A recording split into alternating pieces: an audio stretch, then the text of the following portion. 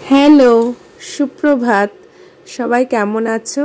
আশা করছি সবাই খুব ভালো আছো। আজ হলো গুরু পূর্ণিমা, বৃহস্পতিবার ভরা পূর্ণিমা। আজকের এই দিনে সবার মঙ্গল কামনা করে আমি আমার দিনটা শুরু করলাম।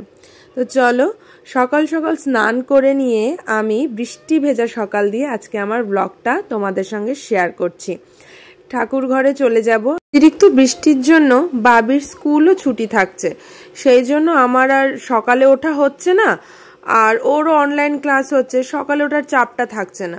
তো অনেকদিন পরে আজকে একটু সকাল সকাল উঠে বাসি কাজ সব সেরে নিলাম। ওর বাবাও বেরিয়ে গেছে, বৃষ্টি হোক আর রোদ হোক আর যাই হোক, ওকে তো বেরোতেই হবে কাজে। ও কাজে চলে যাওয়ার পরে আমি টুকটাক যা কাজ ছিল সেগুলো করে নিয়ে স্নান করে সকাল সকাল ঠাকুর ঘরে চলে এসেছি। সকালবেলা ঠাকুরকে দিয়ে নেব, তারপর আমার বাকি কাজ। মাকে বলেছি একটু আলু ভাজা বা সকালে টিফিনটা করে নিতে, মা করে নেবে। তারপর আমি নিচে গিয়ে আমার বাকি যেসব কাজগুলো আছে সেগুলোই করব। আবার ও বাড়ি যাওয়ার আছে একটু, ও বাড়িতে যেতে হবে, কারণ অনেকদিন আগেই আমি বলেছিলাম যে লুচি আর মেথি দিয়ে ছোলার ডাল খেতে ইচ্ছা করছে। তা যেহেতু গুরু পূর্ণিমা, এ বাড়িতেও লুচি হবে, এ বাড়িতে ভাতও হবে, আর ও বাড়িতে লুচিই হবে, ভাত হবে না। তো রান্না বান্না সব ওখানে করবে, আর আমি আর এখানে একার জন্য কিছু করব না। মা সকালের জন্য একটু পরোটা আলু ভাজা করে দিয়েছে, সেটা আমি নিচে পরে গিয়ে খাবো, আগে ঠাকুরকে দিয়ে নিই। দেখো, ঠাকুরকে কিন্তু আমার এখানে সাজানো হয়ে গেছে। শিব চান দিয়ে আমি ঠাকুর গুছিয়ে সাজিয়ে নিয়েছি। ফুল দিয়ে সাজানোর পরে কত সুন্দর লাগে। এই ফুল আবার তুমি কারোর বাড়ি তুলতে যাও, দেখো তাদের কত রকমের কথা। জানি না কেন মানুষ এরকম করে, মানে তারাও ঠাকুরকেই দেবে, আমরাও ঠাকুরকে দেব, তার সেই ফুলটাও চরণে যাবে, এই ফুলও চরণে যাবে। জানি না কারোর গাছ থেকে একটু ফুল নিলে কি সমস্যা হয়। আমাদের প্রায় সব রকমেরই ফুল গাছ আছে, শুধু সাদা ফুল গাছের একটু সমস্যা, কারণ তোমরা জানোই যারা আমার ব্লগ দেখো যে আমাদের বাড়িতে কাজ চলছে, সেই জন্য আমাদের যে গাছগুলো ছিল সব কিন্তু তুলে দেওয়া হয়েছে।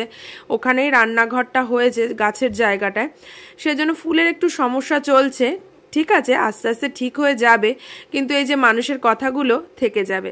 তো যাই হোক, আমি এখানে পুজো দিয়ে নেবো। আজকে পাঁচালি পড়বো বৃহস্পতিবারে, এমনি আমাদের প্রত্যেক বৃহস্পতিবারে পাঁচালি পড়া হয়, আর আজকে গুরু পূর্ণিমা, সেই জন্য সকালে ধুনো দিয়ে পাঁচালিটা পড়ে নেবো। আমি সন্ধ্যাবেলা পুজো করলেও হতো, কারণ আজকে ভরা পূর্ণিমা, ভোর রাত থেকে লেগেছে, ভোর রাত 2টো থেকে না 1টা থেকে লেগেছে গতদিন রাত থেকে, আর আজকের 2-3টে পর্যন্ত আছে এরকম টাইম, মানে পুরো ভরা পূর্ণিমা, সারা দিনটা পূর্ণিমা। সন্ধেবেলাও পুজো করা যাবে।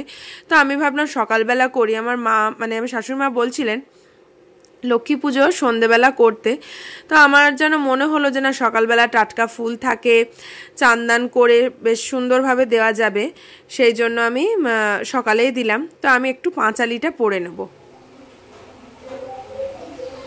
নারায়ণং নমস্কৃত নরচৈব নরোত্তমং বন্দে বিষ্ণু প্রিয়াং দেবী দারিদ্র দুঃখ নাশিনীং দেবীং সরস্বতী চৈব ততজয় মুদিরয়ৎ ক্ষীরপুত্রিকা শুভকান্তাং বিষ্ণু।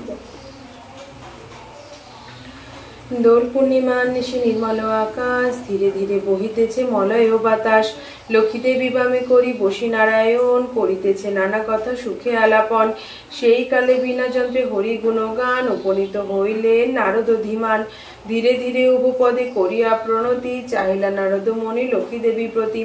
হাসি হাসি জিজ্ঞাসিল তিলক এলো মাতা, কোথা হতে আসিয়াছ গিয়েছিলে কোথা। সহসা হেথায় দেখি তব আগমন, বিস্তার করিয়া বলো তাহারও কারণ। মধুময় লক্ষ্মীবাণী শুনি মণিবর, ভক্তি ভরে কহিলেন জুড়ি দুই কর। তোমার দয়ায় মাগো আমি ভাগ্যবান, মর্তলোকে দুঃখ দেখি কাঁদে মোর প্রাণ। জগতের মা তো তুমি সকলেতে কয়, নর আর নারী যে মা তোমারও তা নয়। প্রতিদিন অন্নভাবে সবে দুঃখ পায়, প্রতি গৃহে অন্নশনে জীর্ণ শীর্ণকায়।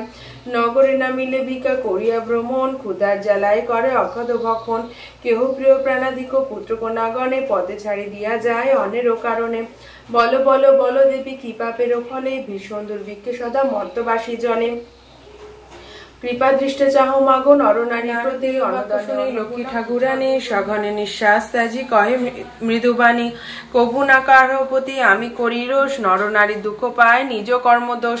ধর্মপদ ভ্রষ্ট যত নরনারী হয়, সদাকারী অনাচার আপনি মজয়। ভারতের নারী কুল জন্মি মম অংশে, ছুটিয়া বেড়ায় তারা ক্ষণ সুখ আসে। নারী ধর্ম গৃহকর্ম দিয়া বিসর্জন, পরপুরুষের সাথে নিভৃতে যাপন।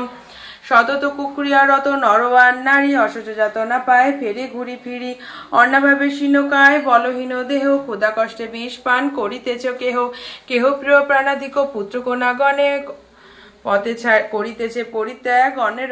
যেবা শোনে যেবা পড়ে যেবা রাখে ঘরে, লক্ষ্মী মার বরে তার মনোবাঞ্ছা পুরে। কত সুন্দর কথা না?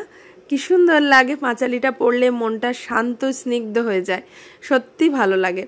সকাল সকাল ঠাকুরকে দিয়ে আর বৃহস্পতিবারে এই যে ধুনোর গন্ধ, কর্পূরের গন্ধ, এইগুলো দিয়ে আরতি করে সত্যি মনটা খুব ভালো লাগে। আর অন্য কোনো দিকে মনই যায় না। কি ডিপ্রেশন, কে কি বলল, কার কথা, কিচ্ছু তখন আর মনে থাকে না। আর এমনিও আমি লোকের কোনো কথায় সেভাবে কানও দিই না, তাদের কথা নিয়ে ভাবিও না, কারণ প্রথমত আমার সময় নেই, আর দ্বিতীয়ত নিজেকে নিয়েই ব্যস্ত থাকতে ভালোবাসি, নিজের সংসারকে ভালোবাসি, মন দিয়ে সংসার করতে স্বামী শ্বশুর শাশুড়ি বাচ্চা এদেরকে নিয়ে থাকতেই ভালোবাসি। হ্যাঁ, তাই বলে যে আমার কোয়ালিফিকেশান নেই বা কাজের ক্ষমতা নেই সেসব কিছু না, সবই আমার আছে।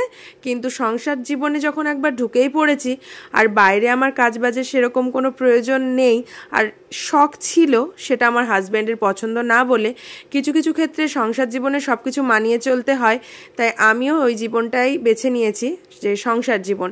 আমার হাজব্যান্ডের পছন্দ না বলে আমি বাইরে আর কোনোদিন কোনো কাজের চেষ্টাও করিনি। যাই হোক, অনেক কিছুই বললাম আজকে। তো যেটা বলছিলাম, সকাল সকালে এই স্নিগ্ধকর আরতি দিয়ে মানে মনটা সত্যি ভালো হয়ে যায়।